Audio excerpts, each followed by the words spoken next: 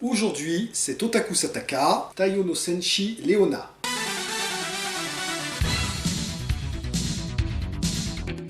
Minasan konnichiwa, perfetti Guillaume des.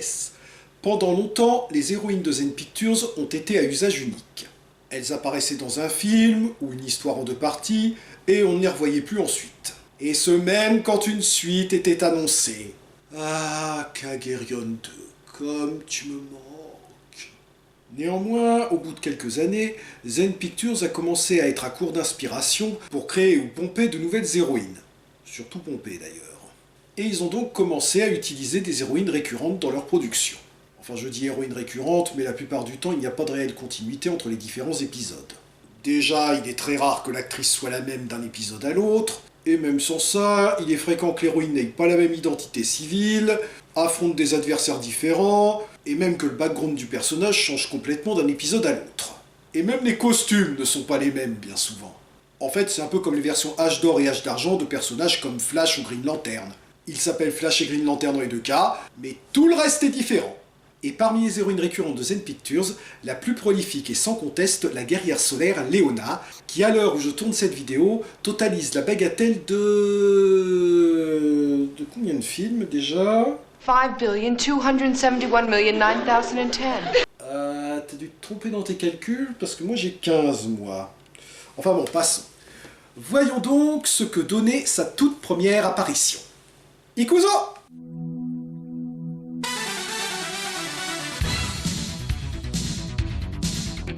Commençons par le générique.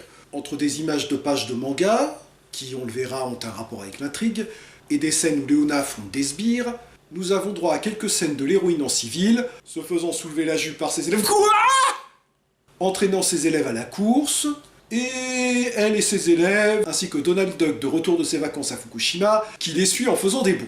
Oui, je sais, la blague de Donald Duck qui revient de Fukushima, je l'avais déjà faite dans Wonder Alice. Mais c'est quand même pas ma faute s'ils avaient recyclé le costume en changeant juste la couleur, si... Bref, après ce générique, nous voyons un père et son fils en train de dessiner quand ils sont interrompus par l'arrivée d'un groupe de sbires qui veulent enlever le petit. Le père les retient pendant que le gosse se sauve. Attention, car l'araignée est là. Mais alors que les sbires sont sur le point de le capturer, il est sauvé par l'arrivée de Leona qui les met en fuite et repart comme elle est venue.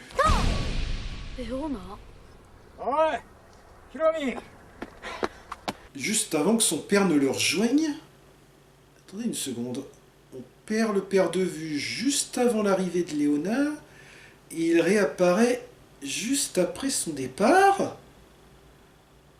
Vous croyez qu'ils vont nous faire le coup de l'héroïne qui change de sexe? Je plaisante qu'à moitié, hein, ça a déjà été fait. Tetsuwan Birdie, vous connaissez? Non, vous connaissez pas. Ah bon. Bon bah en tout cas, Zack Snyder connaît, puisqu'il s'était inspiré des scènes de combat de la version animée pour celle de Man of Steel. De quoi on parlait juste avant l'histoire des 7 nains? Ah oui, Léona! Eh ben non, fausse alerte, elle ne change pas du tout de sexe sous son identité secrète de Yui Kuwana. Par contre, j'avais pas si digressé que ça en parlant de Man of Steel, puisque comme Superman, elle utilise les lunettes de Clark Kent pour... non, tiens, elle les enlève... Bon bah, une chance pour elle que ses élèves sont pas très physionomistes, alors. Car oui, elle est enseignante sous son identité secrète, et elle s'apprête à affronter un de ses élèves à la lutte. La pédagogie japonaise ne cessera décidément jamais de me surprendre. Et malgré l'intervention du sous-directeur et de Sanpei, un élève qui a beaucoup redoublé, et qui est d'ailleurs le seul personnage récurrent de Leona à être tout le temps interprété par le même acteur, le combat a quand même lieu et est remporté par Leona.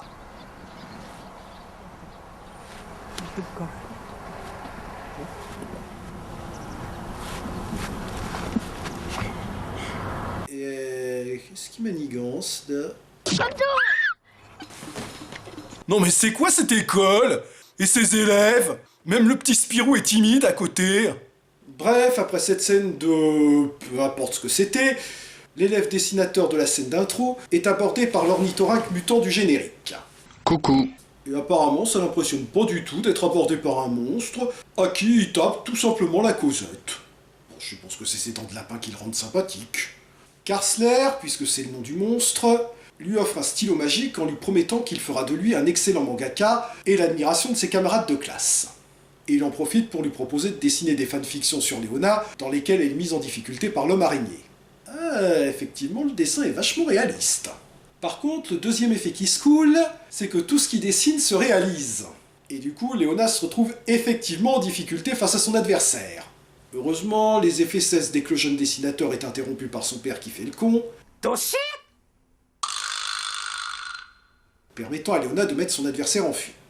Le lendemain, il montre ses travaux à ses camarades, qui sont très impressionnés, et lui font même quelques suggestions pour une suite. Et il réalise même à leur demande une fanfiction mettant en scène leur prof.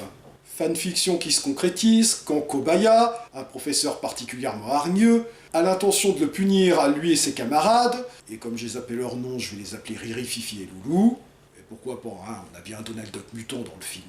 Mais Léona prend leur défense et demande à recevoir la punition à leur place. Encore une fois, c'est quoi cette école?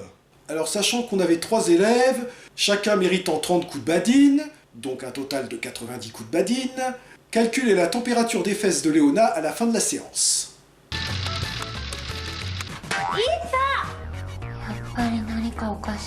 Sans deck! On a ensuite une scène où une bonne femme qu'on ne connaît ni d'Adam ni d'Ève, et qu'on ne reverra de toute façon pas par la suite, est attaquée par l'homme araignée et ses sbires qui la prennent pour l'identité secrète de Léona. Au bout d'un moment, ils finissent quand même par se dire que ça doit pas être Léona, sinon il y a Bellurette qui se serait transformée pour les combattre, et d'ailleurs, à bien y regarder, elle ne lui ressemble pas du tout. Bon bah, désolé, hein, tout le monde peut se tromper, sans rancune. Merci pour cette scène, c'était vachement utile. Retour au fanfictionneur en herbe, qui reprend les aventures de Léona, où cette fois l'homme araignée l'attaque avec une arme futuriste.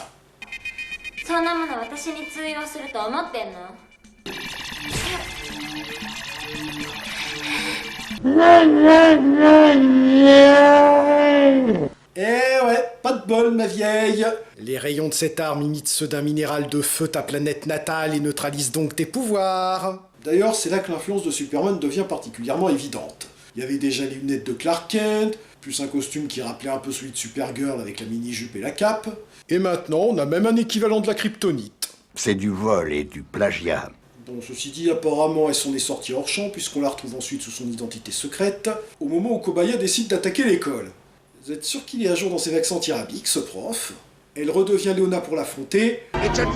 Mais pas de bol, en réalité c'était l'homme araignée déguisé, et comme elle a toujours pas récupéré ses pouvoirs depuis tout à l'heure, elle est capturée. D'où ma question, pourquoi ne pas avoir fusionné les deux scènes? Bah oui, l'homme araignée attaque les élèves déguisés en Kobaya, Léona intervient pour l'hériter, mais surprise! J'ai un rayon qui neutralise tes pouvoirs! Ça aurait quand même évité d'avoir un trou dans le scénario avec l'héroïne qui est sur le point de se faire battre, et d'un seul coup, pouf! Après s'être tiré de ce très mauvais pas, rocambole, c'est là que le dessinateur en herbe comprend enfin que tout ce qu'il dessine se réalise. Moi personnellement, j'aurais eu des soupçons dès ce moment-là, moi. Mais bon, hein, il est un peu lent, qu'est-ce que vous voulez? Ornithorynchman lui demande quand même de dessiner la mort de Léona des mains de l'homme araignée, et quand il décide d'arrêter, le canard mutant veut quand même l'obliger à continuer quand d'un seul coup... Hé là, qu'est-ce que tu fais dans la chambre de mon fils, toi? C'est pas ce que vous croyez, je suis son ami imaginaire. Ah oui, c'est la dernière fois qu'on verra l'homme ornithorynque. On sait pas ce qu'il devient, il est passé à la compta chercher son chèque. D'ailleurs, je sais même pas ce qu'il voulait au juste, ce monstre. Je suis même pas certain qu'il travaillait pour l'homme araignée, puisque ce dernier était aussi surpris que Léona quand il subissait les effets du stylo magique. Grâce au stylo magique en question, le jeune dessinateur rend la vie et ses pouvoirs à Léona, et l'aide à battre l'homme araignée.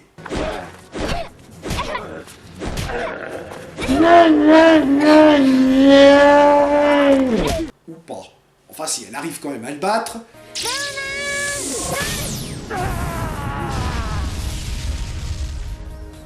Et il utilise une dernière fois son stylo magique pour...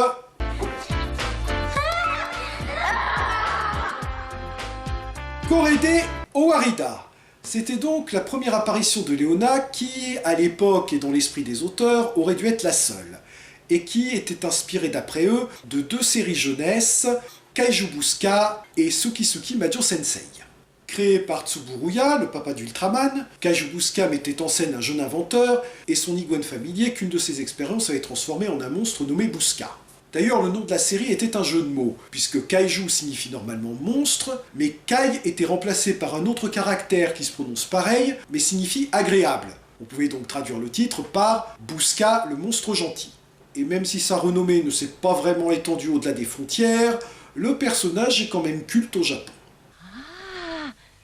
あなたが有名なブスカさん？そうですよ。Néanmoins, son influence sur le film se limite au look de Karl Seur, dont les cornes rappellent la couronne de Bouska et qui possède les mêmes dents de lapin. En revanche, l'inspiration est beaucoup plus évidente avec l'autre série, Tsukisuki Majo Sensei, dont je vous avais déjà parlé dans ma vidéo sur Cosmo Lady, et qui est célèbre pour avoir introduit la toute première super-héroïne live japonaise en la personne d'Andro Kamen. Dans les deux cas, l'héroïne est enseignante et son ennemi principal est un monstre mi-homme mi-araignée. Kobaya est clairement inspiré du personnage d'Atano, même si sa personnalité est plus proche de celle de l'entraîneur de Jeanne et Serge. Et le premier épisode comportait lui aussi une scène où l'héroïne affrontait un de ses élèves à la lutte. En revanche, à part un ou deux gags où l'héroïne jouait les exhibitionnistes malgré elle, la série était beaucoup plus sage que Léona, dont l'humour polisson la rapprocherait plutôt d'une autre série, Maichin Machiko Sensei. Les auteurs ont beau ne pas la citer parmi leurs inspirations, je suis quasiment certain que c'est le cas. Même si elle n'est pas originale, j'aime bien l'idée du stylo magique qui permet à son utilisateur de concrétiser les histoires qu'il réalise. Et d'ailleurs, le fait que son possesseur l'utilise pour réaliser des fanfictions où son héroïne préférée subit les pires sévices, a tout d'une projection des scénaristes de Zen Pictures. Un peu comme Marionette Soldier, qui avait été écrite par le même scénariste d'ailleurs, en l'occurrence Rokutaro. Coïncidence ? De plus, le coup de l'histoire fictive qui influence le cours des événements permet de mieux faire passer le Deus Ex Machina de l'héroïne qui retrouve la vie et ses pouvoirs d'un coup d'un seul, et même certaines incohérences, comme le fait que cette foreuse ne lui met pas les tripes et les boyaux à l'air, alors qu'elle est censée ne plus avoir ses pouvoirs à ce moment-là. Et même si certains gags sont assez osés, j'aime beaucoup l'humour et le côté fun et léger de l'histoire. Janet!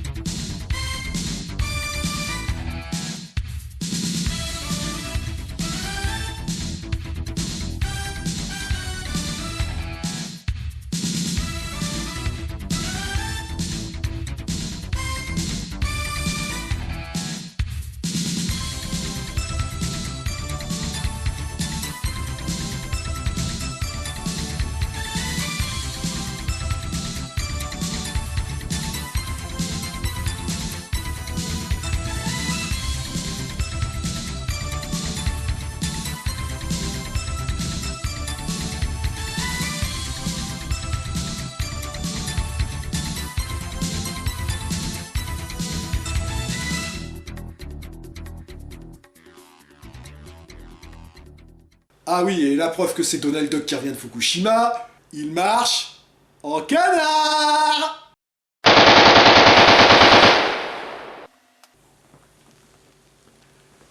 C'était si mauvais que ça?